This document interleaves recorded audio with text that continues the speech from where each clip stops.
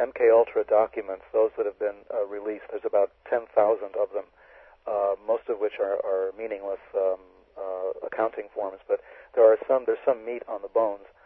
And what I've been able to find out is that the CIA was deliberately trying to create a kind of multiple personality disorder, or dissociative identity disorder, in their mind control subjects, trying to split their minds so that they would have one personality, which was the normal, everyday personality that you're born with, and another alternate personality.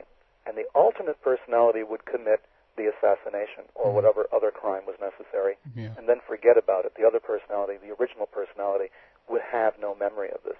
This is very close to method acting. The only difference is that an actor normally would remember that they had played, the role of Willie Loman on Broadway or whatever. They wouldn't forget it.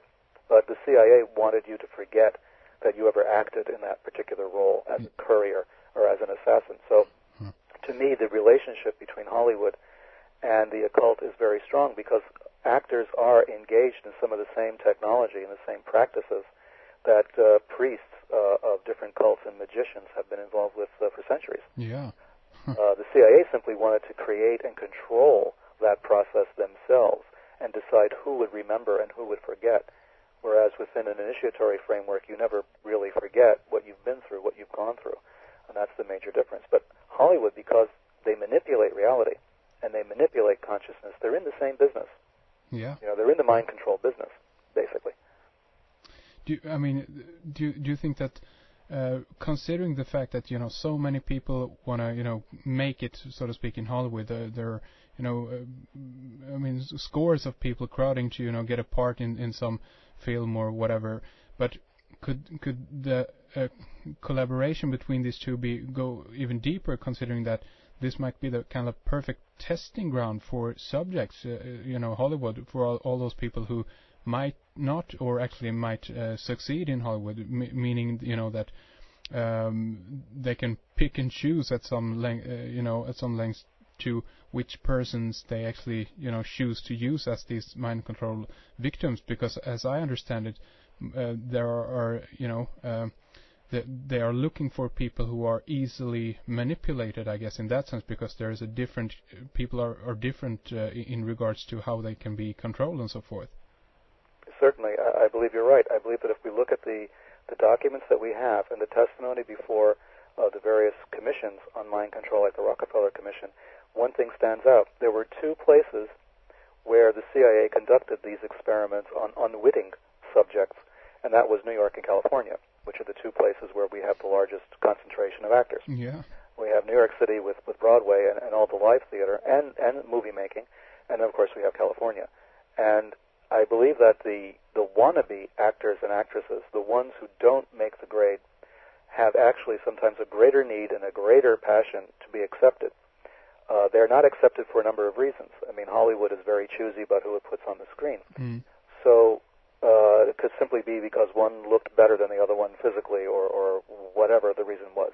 So you have a huge pool of people who have studied method acting, who've gone to all the acting seminars, who've been trained in this already. And all they need really is a guru of some kind to push them over the edge and to manipulate them more successfully. We've had a lot of very spectacular homicides in Hollywood. I mean, the Manson killings, again, to go back to Manson being one of them. I mean, we're involved with the murder of an actress, and the actress's friends.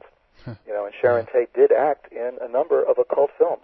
Her acting was in Eye of the Devil, for instance, in the UK, and she was involved with the Vampire Killers, a Polanski film. I mean, she was involved in occult films and was known to have associated with people who were involved in the occult. So we have that occult Hollywood connection, which has always been very strong. Marilyn Monroe was very interested in the occult. There's photographs of her with psychics and astrologers and things. So we have this tradition in Hollywood of an occult connection. Scientology focuses on Hollywood celebrities, as we know. Created a special division just to handle the celebrities and the approach to celebrities. So it's a natural.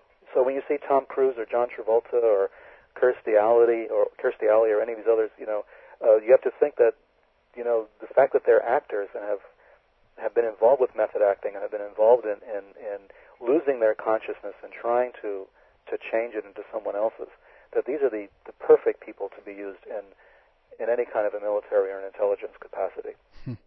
Fascinating.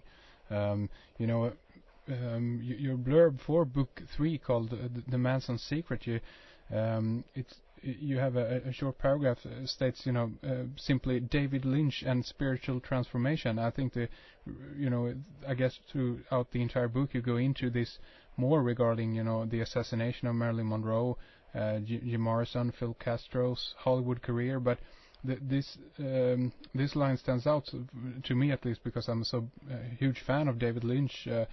Would you like to elaborate more on what you mean by that, David Lynch and spiritual transformation? Oh, sure. I mean, I'm also a very big fan of David Lynch as well. I've called him basically the last true initiate making films in Hollywood. I believe that where we talk about spiritual transformation, this is a focus of Lynch in particular. Lynch is always talking about transformation in his films. You just have to catch it. In the very first Twin Peaks episode, as an example, there's that famous exchange where there's a man in a hospital room, and we have our agent, our FBI agent, Cooper, and we have the local police officer, Truman, obviously. Very funny thing as well. Yeah. So we have Truman and Cooper standing in the hospital room talking to a man who has knowledge of where Bob, the serial killer, is located. Mm-hmm. Before they start talking, the overhead lights blink on and off, which is a David Lynch trademark, the lights that don't quite stay lit. And Mike, the one-armed man, says, looks like we have a bad transformer. And a bad transformer is, for me, the hallmark of most of David Lynch's films. A transformation that doesn't quite take or is somehow derailed. Mm-hmm. An initiatory process which has been corrupted in some way, a bad transformation, a bad transformer. Mm-hmm. And to me, that was MK Ultra. This was what happened, because the CIA were not a bunch of initiates. They did not have spiritual training. They were looking only at a mechanistic view of the human mind and the human soul. Yeah. They started to cause transformations to take place, but they were bad transformers, and it was bad transformations, and your result is the serial killer. Your result was Bob in the David Lynch film in Twin Peaks. So you have a bad transformation, and I think that's the hallmark of it. Henry Lee Lucas, very famous serial killer, a man who claimed responsibility for hundreds and thousands of crimes. Here is a man who was stationed as a prisoner, sent to Chillicothe, which is a famous federal penitentiary on the site of Indian burial mounds.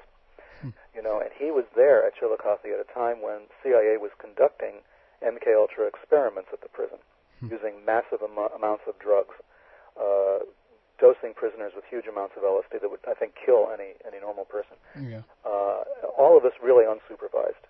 All of this done with human beings as guinea pigs. And then their identities are destroyed because the documents are destroyed. We don't know who was treated this way.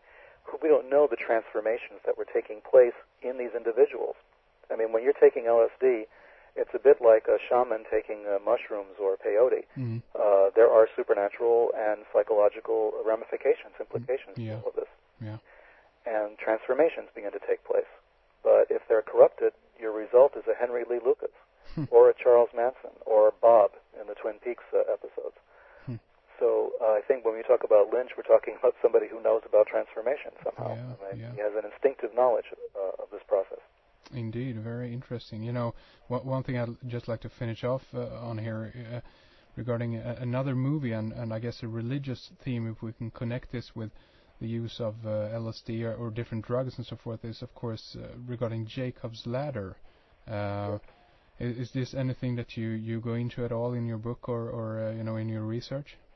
In my research, definitely. The movie made a profound impact upon me when I first saw it. A beautifully done film that talks about what we talk about in the Holy Alliance and in the initiatory process in general. Drugs inducing psychological states. And here we have a Vietnam soldier who has been wounded in battle and is now experiencing his death in stages, and he's resisting it, and he demons and of angels, until finally he reaches a state of redemption. That's the cover story, but there's another story within it, which is the story of the drugs used to cause this change in consciousness.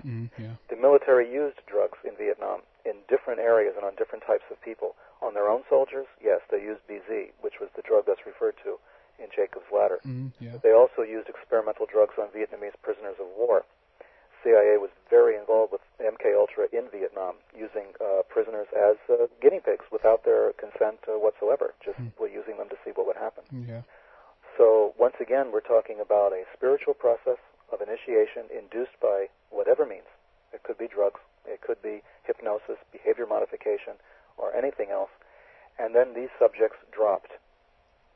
No follow-up whatsoever, no spiritual context. Yeah. People in the stages of initiation now walking on the streets and trying to interpret the world anew with this new information and being totally unprepared and unequipped to deal with the fallout. My God, that is to me dabbling in the occult, so to speak. It certainly is. Yeah, not knowing what you're doing, and these, of course, as you say, can, I guess, release tremendous forces, considering that the power of the conscious and unconscious mind in that sense. I mean, this is fascinating stuff. But Peter, I mean, we're out of time for this segment here, but just let me say thank you so much for coming on. I really appreciated you taking the time to be here. This has been an excellent discussion, but I would like to again finish off with you telling our listeners how to get your books and about your website, of course. I appreciate it. My website is www.sinisterforces.info, I-N-F-O. The book, of course, is Sinister Forces. You can get it, most of the book-selling websites like Amazon.com has it, or you can go directly to the publisher, or you can call us in the United States at 1-800-556-2012, or simply go to our website or go to Amazon.com, or in some cases local bookstores actually dare to carry Sinister Forces. So good luck. And if you have a problem finding it, simply send me an email at www.sinisterforces.info. Excellent. So everybody check it out, sinisterforces.info. And again, we've just brushed on these topics here today, and at some point maybe we could do this again, Peter. I would love to have you back sometime. Yeah. Okay. I'd be pleased. Thank you very much. Thank you very much for coming on. Thank you. Your support and help is what keeps us going, so huge thanks to you for being a subscriber.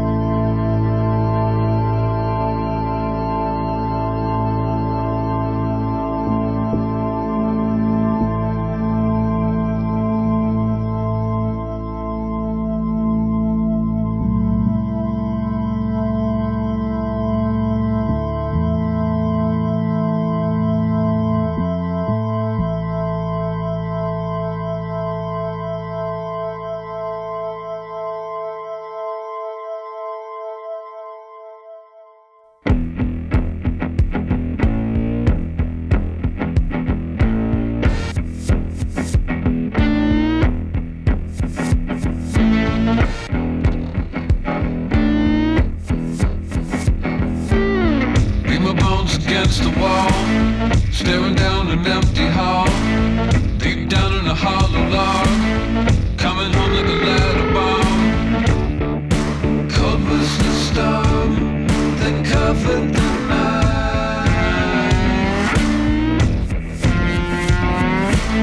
Call a doctor, call a ghost, put a fire into your bones, sick a dog and all.